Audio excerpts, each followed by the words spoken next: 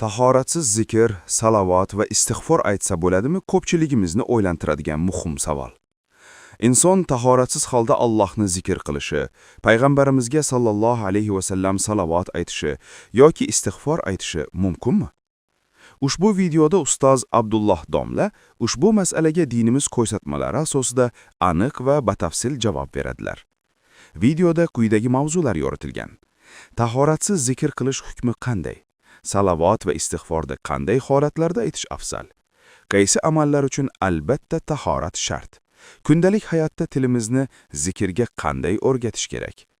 Do'stlaringizga ham ulashing. Sizning birgina podelitsa tugmasini bosishingiz kimningdir ilm olishiga sababchi bo'lishi mumkin. Savobga sherik bo'ling. Siz bilan bizni yaratgan Parvardigorimiz subhanahu va taolo aytayapti: "Ogoh bo'linglar, ko'zinglarni ochinglar. Inson faqatgina qalbi Allohni zikr qilgandagina orom oladi." Bugun zikr haqida suhbat qilamiz. Alloh taoloni zikr qilishdan ko'ra qalbni ochadigan boshqa amal yo'q. Alloh taoloni zikr qilishdan ko'ra savobi ulug'roq bo'lgan amal yo'q. Demak, insonning qalbini ochilishligi, yuksalishligi Allohning zikriga bog'liq bo'ladi. Alloh taolo Qur'onda marhamat qiladi: "Fazkuruni azkurukum." Ey bandalar, meni eslanglar, meni zikr qilinglar, men sizlarni eslayman. Bilasizlarmi? Yer yuzida bir jannat bor. Allohning zikri degan jannat. Allohning zikri bu yerdagi jannat. Kim mana shu yerda yashab turib shu jannatga kirmagan bo'lsa, oxiratdagi jannatga kirmaydi. Ilm majlisi, Qur'on tilovati, Allohning zikri bo'lgan halqalar. Mana shu zikrda o'tirgan odam jannatga kirgan hisoblanadi yer yuzidagi. Endi yer yuzidagi jannatga kirdimi, inshaalloh oxiratdagi jannatga ham kiradi. Allohning zikri, birodarlar, qalbni toyilishdan, mashaqqatlardan, iztiroblardan qutqarish degani. Allohni zikr qil, birodar. Zikring uni orqasidan keladigan foydalar uchun bo'lib qolmasin. Juda ham nozik nuqta shu. Boshida aytib qo'yay. Allohni zikr qilsang, Allohga yaqin bo'lasan. Maqsad shu bo'lsin. Allohni zikr qilsang, Alloh seni yaxshi ko'radi. Allohni zikr qilsang, uni muhabbatiga erishasan. Mana shu maqsadda zikr qil. Undan keyin keladigan narsalar Allohning hadiyasi deb qara. Ha, mana zikrda moncha aytsam, mana bo'lar ekan, duoda moncha o'qisam, mana bo'lar ekan degan niyatda aytib qo'ysang, unda adashasan. Allohning roziligi uchun, Allohning muhabbati uchun, Allohga yaqin bo'lish uchun degan niyatda zikr ayt, shu zikring to'g'ri bo'ladi, shundan keyin u zikrning foydalarini ko'rasan. Kim Alloh uchun 40 kun taqvo qilsa, uni tilidan hikmat chashmalari otilib chiqadi degan hikmatni eshitdi bir odam. 40 kun Alloh uchun taqvo qildi nazarida. Lekin 40 kun o'tgandan keyin tilidan hikmat chashmalari otilib chiqmadi. Otilib chiqmadi-yu dedi, sendan otilib chiqmaydi deyildi. Chunki u taqvoni Allohni rozi qilishi uchun emas, shu hikmat chashmasiga ega bo'lish uchun qilgan edi. Tushunarli birodarlar? O'zi zikrlarda hozir foydalarini aytib beraman. Ayrim zikrlarda xos foydalarni yozib keldim. Ungacha bilib olinglar nima uchun zikr aytish kerakligini. Xulosa, zikrni Allohni rozi qilish uchun aytamiz, undan keyin nima bo'lsa Alloh taolaning fazli. Zikrning asosiy maqsadi shu bo'lsin. Shundan keyin zikrning orqasidan keladigan foydalar, endi u yog'i Alloh taolaning marhamatiga qabul qilasan. Allohni zikr qilish bu yaxshiliklarga, yutuqlarga erishishning eng oson va eng yaqin yo'li. Zikrning nima foydalari, qanday ulkan foydalari borligini bilmoqchi bo'lsang, kitob va sunnatga nazar sol, shuni o'zi kifoya qiladi. Sen birodar har kuni zikr malhamini olib, sinab ko'rib, shifoga erishgin. Allohni zikr qilish bilan qo'rquv, xavotir, g'am, qayg'u bulutlari tarqaydi. Allohni zikri bilan mashaqqat, kulfat, afsus tog'lari surilib ketadi. Zokirlarning qalblari osoyishta, osuda va xotirjam. Bundan ajablanma. Allohni ko'p zikr qiladiganlarning hayoti osuda ekanligidan ajablanma. Buning o'rniga sen Allohni zikr qilmay yurgan g'ofillar qanaqa qilib yashayapti-kin deb hayron bo'l. Bir kunda bir marta Alloh demaydiganlar bor. Yeykanda bismillah demaydi, o'tirganda bismillah demaydi, Allohni eslamaydi. Allohni zikridan g'ofil bo'lgan insonlar qanaqa qilib hayot kechiryapti-kin, shundan hayron bo'l birodar. Alloh taolo aytadi: "Amwatun g'ayru ahya." va ma yash'uruna ayyana yub'asun. Ular jonsiz o'lik. Ya'ni nafas olyapti, yuribdi, lekin o'lik va qachon qayta tirilishlarini ham sezmaslar. Shuning uchun birodar, qiynalgan bo'lsang hayotda, charchagan bo'lsang, mashaqqatlardan shikoyat qilib yig'layotgan bo'lsang, uni ismini zikr qil. Uni muqaddas ismi bilan duo qil, iltijo qil. Hal ta'lamu lahu samiyya. Unga teng biror zotni bilurmisiz? Birodar, seni qalbingni xotirjamligi Allohni zikr qilishingga bog'liq bo'ladi. Qancha ko'p zikr qilasan, qancha ixlos bilan, qancha bir e'tiqod bilan zikr qilasan, qalbing shuncha xotirjam bo'ladi. Bu meni gapim emas. Bu Alloh subhanahu va taoloning so'zi. Ogoh bo'linglar, qalblar faqat Allohning zikri bilan orom oladi. Hammamiz xohlaymiz bir narsani bilishni. Nima u deng? Allohning huzurida meni qadrim qanaqa ekan? Xohlaymiz-da. Alloh meni qadrlarmikin? Allohning huzurida meni qadrim qanaqa ekan? Bilishni xohlaysan, birodar? Albatta xohlaysan. Buni yo'li bor. O'zingga qarab ko'r. Sen uchun Allohning zikri qaysi o'rinda? Allohning zikr qilishligini qadri senga qanchalar baland? Shunga qarab seni ham qadring belgilanadi Allohning huzurida. Zikr siz uchun qanchalar qadrli? Shunga qarangda, bu yog'ini bilib olavering. Endi tushunyapsan, birodar, nima uchun qalbingda doim siqilish, tashvish, qo'rquv bor? Endi tushunyapsizlarmi, nimaga odamlar shunqa bir siqilib, bo'g'ilib yashaydi? Nima sababdan mana shu narsalar qalblarimizni egallagan? Endi anglayapsizlarmi? Agar bizni ham qalbimiz mana shunaqa siqilishda, iztirobda, bo'g'ilishda bo'lsa, demak, buni sababi nima ekan? Allohning zikridan uzoq ekanmiz. Shu muomalaga kirib qolamiz. Endi qutulish yo'li Allohning zikriga qaytaylik. Voy birodarlar, zikr shunaqa zo'r ibodatki, uni vaqti yo'q. Albatta tahorat bo'lish shart emas, masjidga borish shart emas, yurib ketayotib aytsangiz bo'ladi, o'tirib aytsangiz bo'ladi, yonboshlab olib aytsangiz bo'ladi, aytsangiz bo'ldi. Shunaqa yengilki, shuni ham aytmaymiz-da. Nimaga aytmaymiz? Tillarimizga og'ir. Kishi Allohning zikrini tiliga kelishligi og'ir bo'layotganligi uning qalbidagi nifoq sababidan deyiladi. Tilingizga zikr kelishi qiyin bo'lyaptimi? Majbur qilib bo'g'ib qilib aytyapsizmi? Zikr qilishlik oson emasmi, qiyin bo'lyaptimi? Qalbingizdagi nifoqning belgisi bor deydi ulamolar. Allohning zikri degani Allohga suyanish degani. Unga suyanish degani, ishonish degani, tavakkul qilish, qaytish degani. Allohning zikri degani Alloh haqida yaxshi gumon qilish degani, undan yengillikni kutish degani. Agar duo qilsang, Alloh senga yaqin. Nido qilsang eshitadi, so'rasang ato qiladi. Shuning uchun Allohga zorlan, duo qil, undan qo'rqin. Sano ayt, hamd ayt, duo qil, istig'for ayt, uni pokiza ismini doim tinimsiz takrorla. Inshaalloh uni madadi bilan saodatni topasan, omonlikni, xursandchilikni, nurni, osoyishtalikni inshaalloh qo'lga kiritasan. Ogoh bo'linglar, qalblar faqat Allohning zikri bilangina orom oladi. Bo'ldi, ertadan shu zikrlarni aytaman degan xulosa bilan chiqib ketish kerak. Tevada 18 ta mavzu o'tdikmi? U bir tomon bo'lsa, bu o'zi bitta alohida tomon. Tushunyapsizlarmi? 18 ta darsimiz bitta pallada, mana shu zikr bitta pallada. O'sha 18 ta o'tgan narsamizni doim yodimizda turishi, o'shunga amal qilishligimiz zikrga bog'liq. Astagfirullah. Fa'atahumullohu thawabad dunya va husna thawabil axirah vallohu yuhibbul muhsinin. Bas mana shunday zokirlarga Alloh dunyoda ham savob, g'alaba, mol davlatni berdi va oxiratda ham go'zal ajrni, jannatni ato qiladi. Kimga? Zokirlarga. Allohni ko'p zikr qiluvchi bandalariga. Payg'ambarimiz sollallohu alayhi vasallamdan mana Abu Dardo roziyallohu anhudan rivoyat qilingan hadisga qaraymiz. Rasululloh aytadilar, sizlarga amallaringlarni eng yaxshisini o'rgataymi? Podshohlaringiz huzuridagi eng pokizasini o'rgataymi? Darajalarni ko'taruvchi, oltin, kumushni sarflashingizdan ko'ra yaxshiroq, dushmanga ro'baro bo'lib, sizlar uni bo'yniga qilich urishinglar va ular ham sizlarni bo'yningizga qilich urishidan ko'ra yaxshiroq bo'lgan amalni xabarini beraymi? Ha, deyish sahobalar. Zikrulloh dedilar Rasululloh. Allohning zikri, Allohning zikri. Alloh taolo Qur'onda aytadi: "Va la zikrullohi akbar." Allohni zikr qilishlik eng ulug' amal. Allohni zikr qilish eng ulug' amal.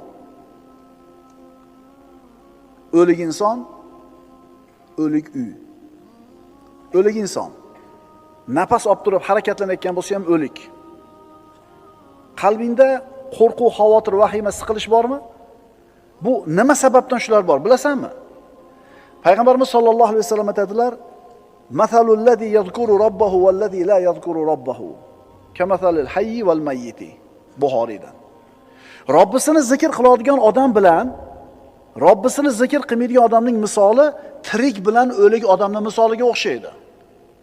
Nafas olib yurgan bo'lsa, yo Allohni zikr qilmaydigan bo'lsa, bu odam o'lik deyapti payg'ambarimiz. Endi bu o'lik qalbda qadam xursandchilik bo'lsin. Bunaqa o'lik qalbda qadam bir osoyishtalik, sakinat bo'lsin. Bunaqa o'lik qalbda saodat qayerdan bo'lsin? O'li bo'lgan bu qalb. O'lik uy. Uy ham o'lik bo'ladi. Garchi ichida odamlar yashayotgan bo'lsa ham. Imom Muslim keltirgan hadisda payg'ambarimiz aytadilar: "Masalul baytillazi yuzkarullohu fihi val baytillazi la yuzkarullohu fihi masalul hayyi val mayyiti." Ichida Alloh zikr qilinadigan uyning misoli va ichida Alloh zikr qilinmaydigan uyning misoli tirik bilan o'ligning misoliga o'xshaydi. Qarang, tirik uy bor ekan, o'lik uy bor ekan. Tirik odam bor ekan, o'lik odam bor ekan. Allohni zikr qilgan odam tirik, Alloh zikr qilingan uy tirik. Endi Allohni zikr qilmagan odam o'lik, Alloh zikr qilinmagan uy ham o'lik, o'likning ichidagi o'liklar. Uyingda birodar baraka yo'qmi? Osoyishtalik, sakinat yo'qmi? Qarab ko'rchi, uyingda Allohning zikri bormikin? Yo'q. Ko'pchilik uylarda Allohning zikri yo'q. Unda nima bor uylarda? Sanaymiz. Konsertlar, futbollar, masxarabozlarning tomoshalari, seriallar, oldi qochdi shoular. Agar seni birodar uyingda faqat shular bo'layotgan bo'lsa, sen qaysi saodatni uyingda istayapsan, birodar? Bunaqa Allohning zikri bo'lmaydigan uyda qanaqa sakinat bo'lishi mumkin? Axir bu uyga shaytonlar to'lib bo'lgan u. O'lik uyning ichidagi o'lik odamlar. Bir odam Alloh taolodan duo qilib bir hojatlarni so'raydi. Yana boshqa bir banda Allohni shunaqa ko'p zikr qiladiki, doim tili zikrda, zikr shunaqa band qilib qo'yganki, nimani so'rashligi esdan chiqib qoldi. G'ami, kamchiligi esdan chiqib qoldi. Endi buni holati nima bo'ladi? Rasululloh aytadilar: kimni meni zikr qilish o'zining hojatini so'rashdan to'sib qo'ygan bo'lsa, zikrni ko'p aytganligi bilan ovora bo'lib, ko'p zikr aytib, hojatini so'rash esdan chiqib qolsa, bas men unga so'rovchilar so'raydigan narsalardan ko'ra afzalroq narsani ato qilaman. Siz zikrni qilaveringda, indamay qo'ying nima kerakligini. Chunki Robbingiz o'zi biladi sizga nima kerakligini. So'rash ibodat. Zikr ham ibodat. Lekin zikrni qarangda, ham zikr bo'lyapti, ham so'rash bo'lyapti bir vaqt o'zida. Shuning uchun aytildi-da, "Vala zikrullohi akbar." Allohning zikri eng buyuk amal. Alloh taolo aytadi: "Men bandamning men haqidagi gumonidaman. Agar u bandam meni zikr qilsa, men u bilan birgaman. Agar u meni o'zining nafsida zikr qilsa, men ham uni o'z nafsimda zikr qilaman." Alloh sizni zikr qilishi nima, bilasizmi siz? Aqlingiz bavar qiladigan narsa emas. Siz aqlingiz yetmaydi. O'ylang, bir mahallangizda bir odam bor edi yoki billa katta bo'lgan o'rtog'ingiz bor edi. Billa yasharingiz, bir kun kelib prezident bo'ldi. Mamlakatingiz prezidenti bo'ldi. Keyin rosa mansabda cho'qqisida turgan paytda bir intervyusida sizni esladi. Men maktabda o'qigan paytimda falonchi o'rtog'im bo'lardi. Shu mana fandan menga yordam berardi desa, bilasizmi qanday baxtli his qilasiz o'zingizni? Chunki sizni kim zikr qildi? Kim esladi sizni? Prezident. Endi Alloh sizni zikr qilsa, bilasizmi nima bu siz uchun? Bu sakinat, osudalik, barakot, saodat. Agar banda meni o'zini nafsida zikr qilsa, men o'zimni nafsimda zikr qilaman. Agar meni o'sha bandam bir majlisda, maloda, bir jamoat ichida zikr qilsa, men u bandamni ularning majlisidan ko'ra yaxshiroq bo'lgan majlisda zikr qilaman. Maloil a'lo, maloikalarning majlisida zikr qilaman deyapti Alloh taolo. Alloh sizni zikr qilsa birodar, bilasizmi sizga nima bor? Rahmat, qo'llashi, inoyati, panohi degani. Banda Allohni zikr qilsa, Alloh shu banda bilan birga bo'ladi. Alloh siz bilan birga bo'lishini xohlasangiz, Allohni zikr qiling. Qo'llab-quvvatlaydi. Yana nima kerak sizga boshqa? Nima kerak yana sizga boshqa? Allohga sen banda zikrni ko'p aytib, unga yaqin bo'lganing sari Alloh ham senga yaqin bo'lib boraveradi. Payg'ambarimiz aytadilar: "Sabaqal mufarridun." Mufarridlar o'zib ketdi hammadan. Aytishdiki: "Ya Rasululloh, mufarridlar kim?" Rasul aytdilar: "Az-zakirunalloha katiran vaz-zakirat." Imom Muslimdan. Allohni ko'p eslaydigan erkaklar, Allohni ko'p eslaydigan ayollar. Mana shular o'zib ketishdi. Hamma narsada o'zib ketishdi. Mana endi zikrda qanchalar muhim narsa ekanligi va qanchalar oson, qulay narsa ekanligi, maqsadimizga yetkazadigan eng oson va qulay yo'l ekanligini tushundik. Mana endi ayrim zikrlarning fazilatini aytib beraman. Nimaga aytmayapman shu zikrni men deysiz? Abu Umoma Bohili roziyallohu anhuning hadisi Abu Dovuddan keltiriladi. Kunlari birida Abu Umoma Bohili roziyallohu anhu masjidda namozdan bir tashqari vaqtda ko'p o'tiradigan bo'lib qoladi. Rasululloh buni kuzatib turib: "Ey Abu Umoma, nimaga bu ko'p o'tiribsiz namozdan tashqari vaqtlarda?" deganida hali sahoba boshini egib o'tiribdi-da: "Ya Rasululloh, g'amlarim ko'p, qarzlarim ko'p" deydi. Kimi g'ami yo'q? Kimi g'ami yo'q? Boyda ham, kambag'alda ham g'ami bor. Kambag'al qarzni to'lamay g'amda bo'lsa, boy haqini undira olmay g'amda. To'g'rimi?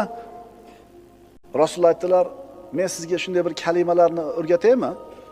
Agar ularda aytsangiz, Alloh g'amlaringizni ko'taradi, qarzlaringizni uzadi."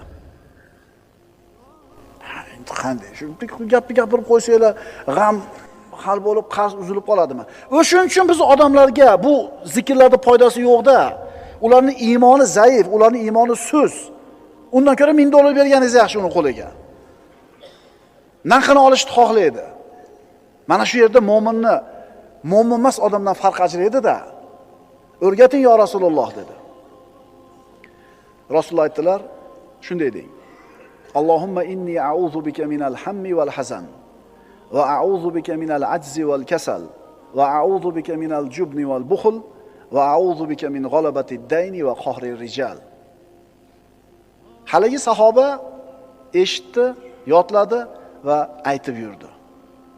Hech qancha vaqt o'tmadi, Alloh g'amlarimni ham ko'tardi, qarzlarimni ham uzdi deydi. Endi aytamiz, chunki g'am hal bo'lar ekan, qarz uzilar ekan. Lekin boshida aytdik darsimizni. Bu zikrlarda aytishdan maqsad Allohning roziligi, Allohning muhabbati, Allohning yaqin bo'lishlik bo'lsin. Bu masalalar keng bo'ladigan narsalar. Bir qori ukam shunaqa muammoga kirib qolganimda men ham xuddi shu nasihatni qilgan edim. Bir oy o'tmadi domla, hamma yo'q hal bo'ldi deb keldi. Chunki biz o'zimiz ham ko'rganmiz-da bu zikrda aytib turib, hayotimizda ta'sirini, hayotimizda samarasini ko'rganmiz. O'shuning uchun ishlanib aytgan edik. Ishlanib olib, ishlanib aytgan ekan, Alloh hal qilibdi. Bir oyda problemalar hal bo'ldi domla deyapti. Birodarlar, uyga kirib olib yig'laysiz. Yig'laysiz.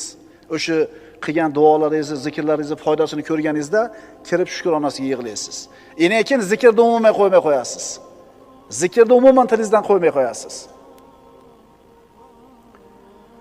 Biz mana shu hadisni voqeligini hayotimizda o'zimiz ham ko'rdik, shogirdlarimizni ham ko'rdik, sizlarda ham inshaalloh ko'ramiz.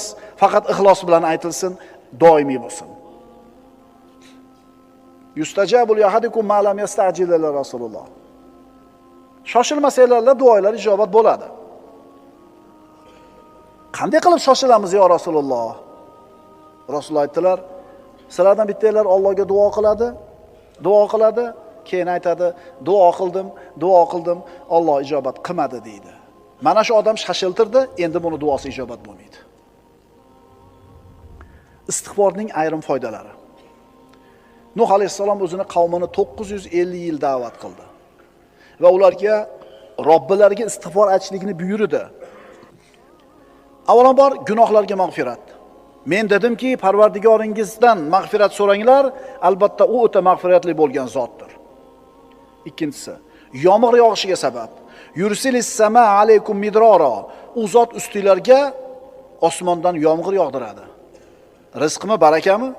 Uchinchi foydasi, moli dunyo, farzandlar bilan quvvatlaydi. Va yumdidukum bi amwalin va banin. Va sizlarga moli dunyo, bola chaqa bilan madad beradi. To'rtinchi foydasi, bog' va bo'stonlarga sabab bo'ladi. Va yaj'alakum jannatin. U Alloh sizlarga bog' va bo'stonlarni beradi. Beshinchi foydasi, daryolarda suvni serob bo'lishiga sabab. Va yaj'alakum anhara. Sizlarga oqar daryolarni ato qiladi. Bitta istig'forga. Oltinchi foydasi, jismoniy quvvatingga quvvat bo'ladi istig'forni ko'paytishing. Va yazidukum quvvatan ila quvvatikum. Va kuch-quvvatlaringizga yana kuch-quvvat beradi.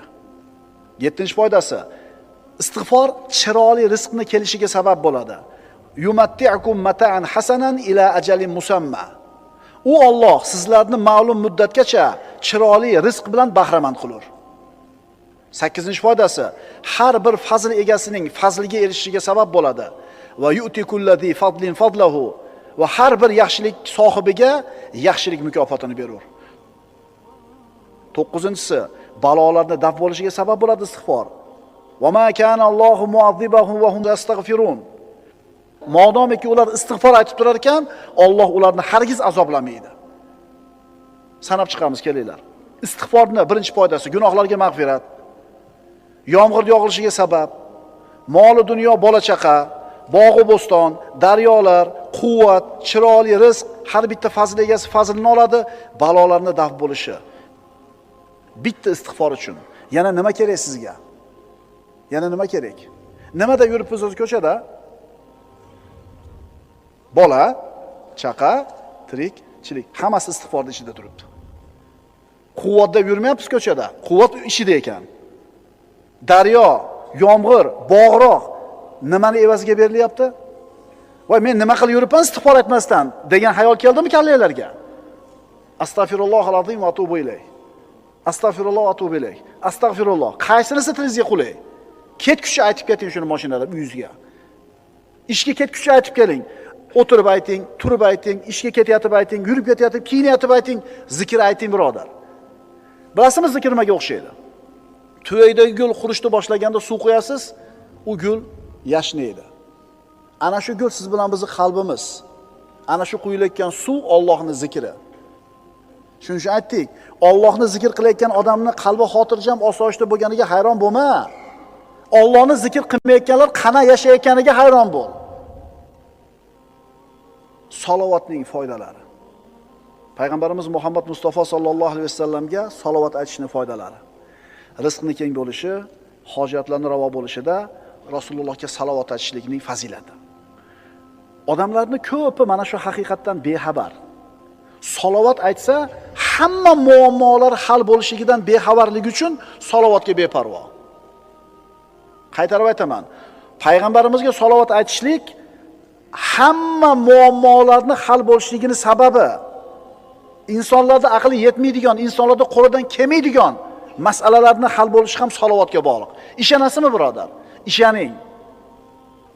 Qanday men Allohumma solli ala sayyidina Muhammad deb yursam, problema seniki hal bo'lmaydi.